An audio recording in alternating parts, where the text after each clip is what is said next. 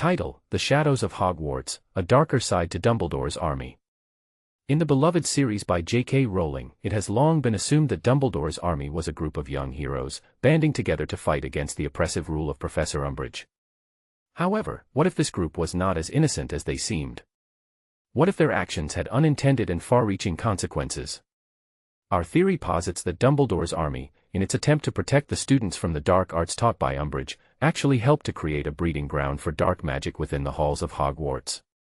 By teaching each other defensive spells and providing an outlet for their anger towards Umbridge and the Ministry, the members of Dumbledore's army may have inadvertently awakened something dangerous within themselves.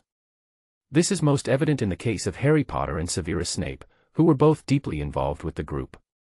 As we know from later events, both Harry and Snape struggled with darker aspects of magic throughout their lives, Harry with Voldemort's influence and Snape's allegiance to the Dark Lord.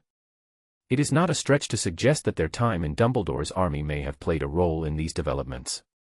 Additionally, we can look at the actions of some members of the group who, when faced with moral quandaries later in life, made choices that could be considered questionable at best. Hermione Granger's use of time-turners to alter events and prevent deaths may have had unforeseen consequences on the timeline, while Ron Weasley's brief foray into using the unforgivable curses against Malfoy demonstrated a willingness to resort to dark magic when provoked.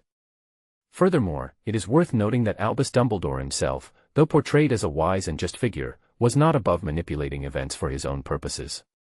His creation of the Order of the Phoenix, which included several members of Dumbledore's army, can be seen as an extension of this control, as well as a means to keep tabs on and guide these young witches and wizards.